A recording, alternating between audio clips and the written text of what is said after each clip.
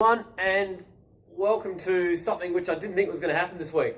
What are we calling it? Kingdom Living, sharing Jesus. And as I said, it's Carol's week, so you probably see in the background there, that's a scaffold.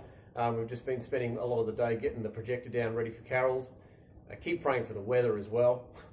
I was thinking, okay, who are we going to get? But of course, managed to run into a guy that works here. That makes it easy. Don't have to drive out and book something. And I thought it would also be a really good opportunity to do this time with Jezza. So welcome, Jezza. Thanks for giving up some time to do this. Because I know there's some folks out there that are also, well, it's just good to know what's going on in the youth, because obviously, we don't get to take up much time on Sunday mornings talking about Friday nights, but it's a really important facet of the church's ministries. We thought we would do this sitting down with Jezza and just ask him some things about Friday night, and we'll post this up and you guys can have a watch of it. Maybe you'll get some pointers, maybe you'll get some places where you can help out. Because the youth ministries is one of our sort of, if you like, evangelistic ministries. So Jezza, tell us a bit about youth. How many kids are you sort of getting at the moment? What sort of families make use of youth ministries? And apology if the bing bongs happen occasionally. That I'm still getting emails on my phone. So, yeah. So at the moment, I think roughly numbers-wise, I think we're getting for direction about 12 or so. And okay. I think for torch, we're getting about 6 to 8. Yeah. We've seen that kind of fluctuate depending on the time of year. Yeah. Kind of steady numbers, which has been good. Types of people and the types of families. A lot of the I'd say about roughly half of the kids and the families that come are already connected to the church in some way. Mm-hmm. Whether that's coming on a Sunday morning or whether that's from another ministry of the church. A lot of the families do come already connected, which is it's actually beneficial. Yeah. Because it allows for those that aren't mingling in with ones that are, which is always good. The others, they kind of vary actually. We haven't, us leaders haven't really done any specific promotion, I'd say, of the program. So we're actually quite blessed in that way that God has actually brought us more families into the program and new kids and new families, which has been really, really blessed. So almost like a word of mouth. Yeah, so it's been a word of mouth. So it's been from the kids themselves, so the kids that come, but also the parents. Oh, good. Which was something that really surprised me. I can think of one particular night where just one of the parents had just invited a lot of her workmates. Wow. And we were totally not, I'll admit we were not prepared for that, but we were just swamped with kids. There was just so many. It was really just... How many did you have that night? There was 20. Yeah, okay. So that was our biggest one. Yeah. Our biggest night for the year. And we had 20 kids.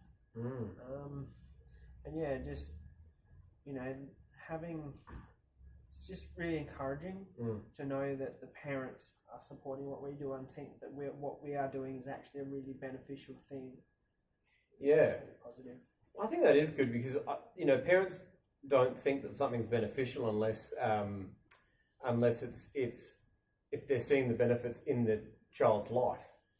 So what's interesting to me is that, the youth is having an impact on the kid and then the parents see that. So parental support of a program or a ministry is probably a better word, is actually, fruits based. It's very hard to just sort of go, we're an awesome youth ministry, and then if there's no fruit, it doesn't work.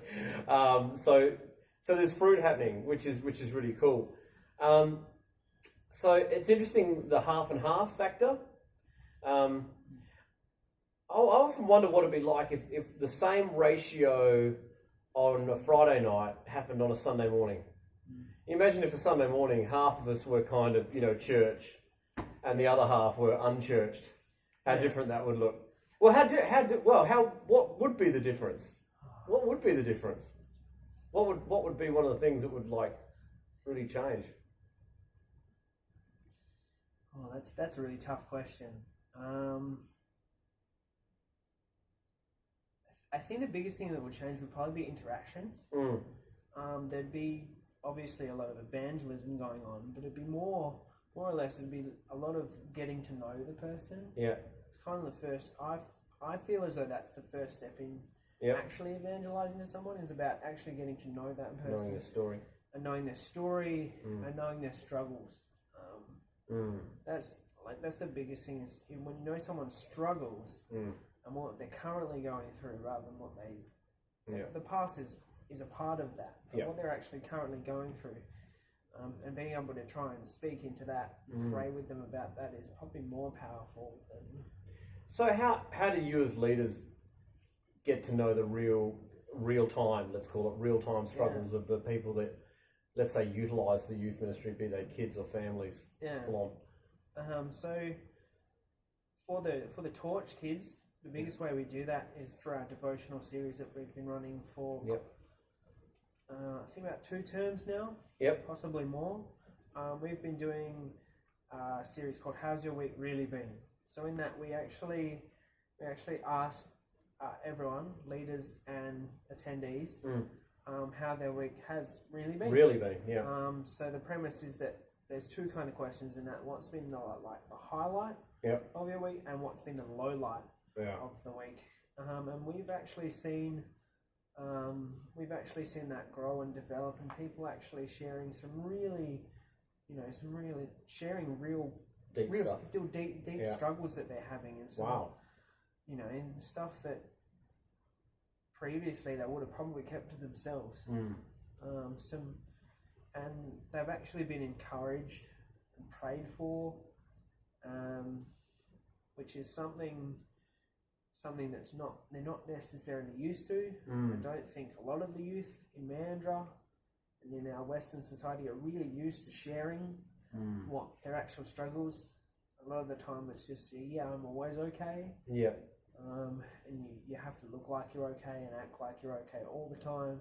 So actually having a space where the kids are able to be vulnerable around one another, and an honest community. We call it a family. Because that's really what we base it off, is about being a family who shares and goes through life together. So that's what it, Wow, there's oh my gosh, there's so much in what you're saying. Goodness, it's so multifaceted. Where do you even start? I think for a kickoff, I think one of the things that is happening that you guys are doing that wasn't happening when I was doing it. I think one of the advances that's happened in the youth ministry is in doing what you're doing. You're, in one sense, the attendees are leading the devotion. They're leading the devotion, because the devotional material, if you like, is in response to what they're sharing. So you're building in them an engagement factor, not a culture of passivity, which is important, because that has the sum total of eventually, if you like, training a generation who takes responsibility for their own spiritual development. The second facet of what you're saying is, it's ironically, in a good way, Catholic, in the sense that it's bringing back the ancient practice of the confessional, which we've jettisoned a lot. It reminds me of, there's a guy by the name of Donald Miller, who was on the kind of the Christian students board or whatever of this uni in Portland in Oregon. I can't remember which. It's probably University of Portland, I imagine, but I don't know the exact name of it. But Portland, Oregon is known as one of the most progressive kind of leftist atheistic cities in America, and this university is like another further left of that, you know what I mean? So just like complete, free love, all that kind of stuff. And they had this idea, like they're in this absolute foreign territory kind of, uni, And the Christian Union decided that on the big like O Day, what they would do for their thing, for their stall, instead of putting pamphlets, they actually got a tent. And they set up like a tent with a plastic chair in it and a curtain, and put on the front confession. Because they were thinking, oh well, at least this will be easy because it's not like we're gonna have to do anything because no, everyone's just gonna be like laughing at us. Da, da, da. And apparently the day came, and this is like one of the most secular universities in America, and the queue was at least 150 meters long, and it was like 2 hours wait to get, and all these people and all these students was coming in and bawling their eyes out because all of a sudden they had a safe space to confess what they were, and they were thinking, you know, oh, we're running out of time, we'll just do this kind of thing, like a half-baked thing. So, you know, you got this ancient idea of the confessional being brought back into, if you like, millennials ministry, and it's strange how they often respond to that, which leads me to, there's a togetherness in that. You're right about family, because it was interesting that you mentioned that the leaders share as well. So it's not like pulpit and audience thing. It's everyone's on the same level. And the conversation is developed and motivated by the authenticity of the leadership in that space. So I think that's a really positive thing. I think it's a positive thing because it, funnily enough, actually draws on quite ancient stuff. Some really old school stuff that's kind of the modernist church jettisoned a bit. I think it's Henry Nouwen said, you know, so much of ministry, the issue with it is it's done without asking the right questions.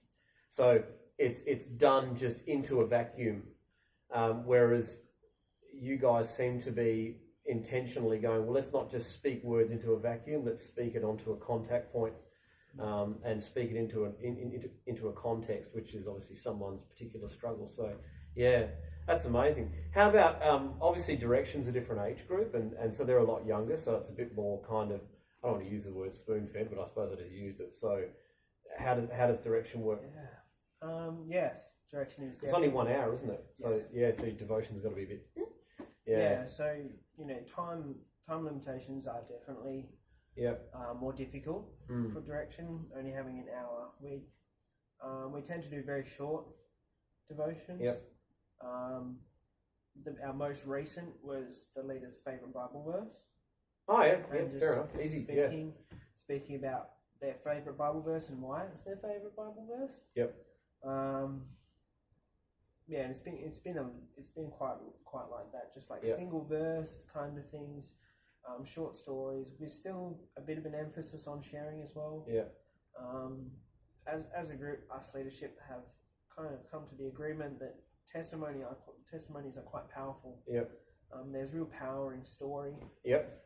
Well, that's why Jesus is always telling stories. Yeah. Yeah. You know, there is power in stories, so we've kind of committed ourselves to speaking about our own stories and about our own walks with God and how, you know, what's influenced us and what's, you know, how far we've come.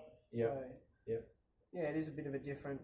I suppose the other aspect about it's not officially devotionals, but the way you're just being friends with the kids is probably the biggest thing about, you know, just having, you know, actually having fun with them and being okay with having fun. Yeah. And even when we're not at youth time. Yeah. It's on a Sunday morning a lot of the time. Yeah. Crucial. A lot of the time when the chairs get packed away. Yeah. You'll see some of the youth leaders chasing around their younger kids and just having a good time with them, because that's, you know, again, you've got to get to know the kid first. Yeah. Before you can really speak into their lives. So it is about, you know, being positive influences. Yep. And being godly influences on their life. Yeah, and also I wanted to ask Jezza, you know, thirdly and lastly, moving away from Direction and Torch into, you know, young adults and leaders. Like, okay, so I've been sort of watching from more of a distance, of course, this year, and but I mean, I've noticed, you know, some really massive growth, but you know, that's sort of, you know, Alicia coming home and telling me, oh, you'll never guess what happened tonight, or, you know, which is great stories. But how about from your perspective? What's some of the real kind of the real blessings that you've seen, the real victories in the among the leaders and slash young adults scene? Yeah. Yeah. I think that's kind of been the area of our biggest blessings in youth. Yeah. In youth ministry.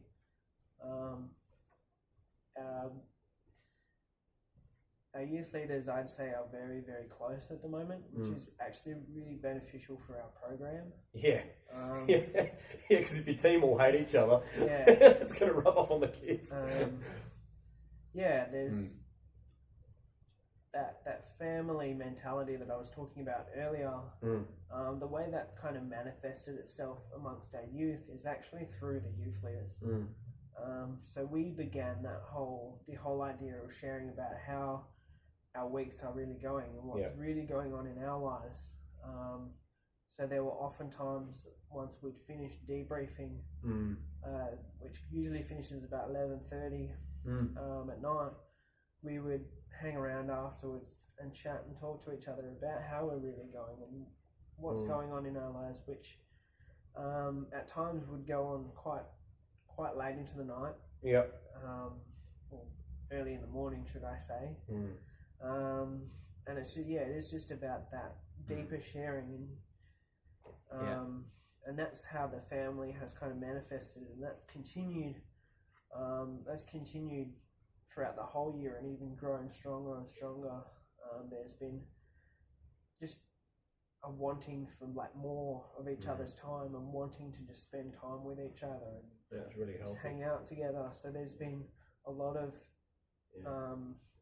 time spent together outside of youth hours as well. I think one of the biggest for me was actually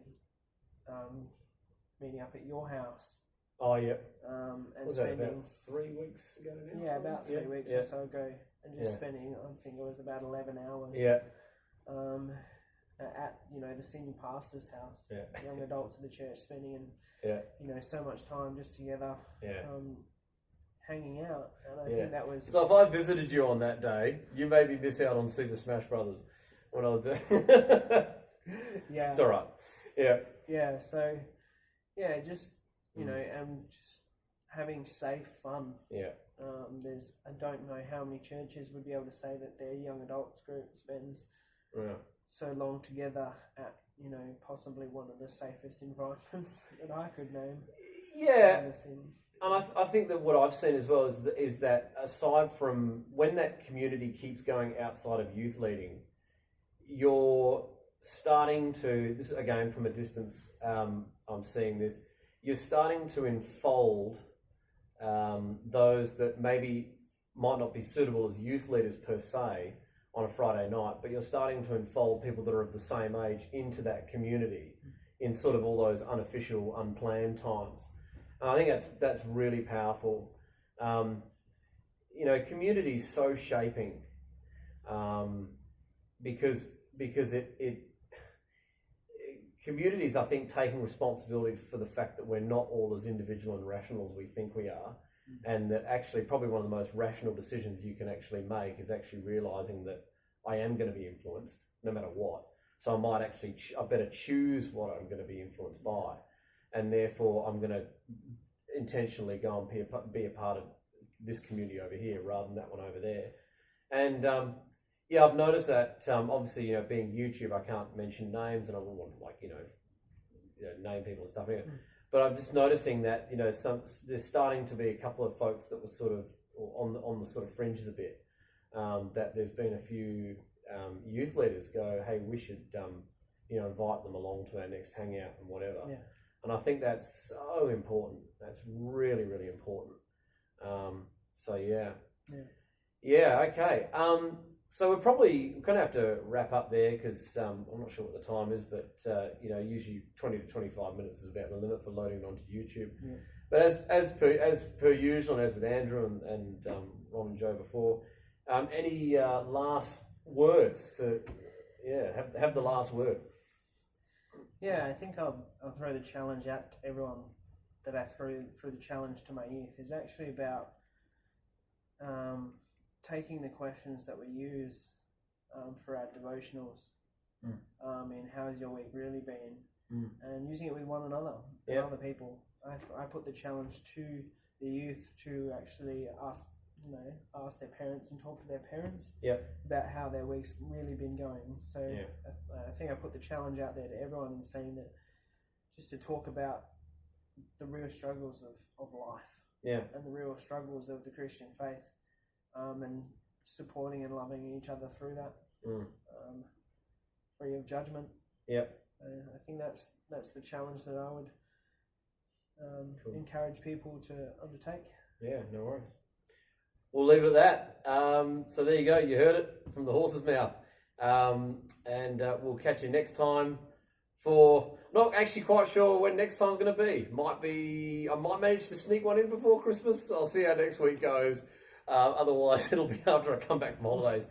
But thanks for tuning into these. I know I can count the views on YouTube, so I know folks have been tuning in, and we hope you found them helpful. All right, catch you. Till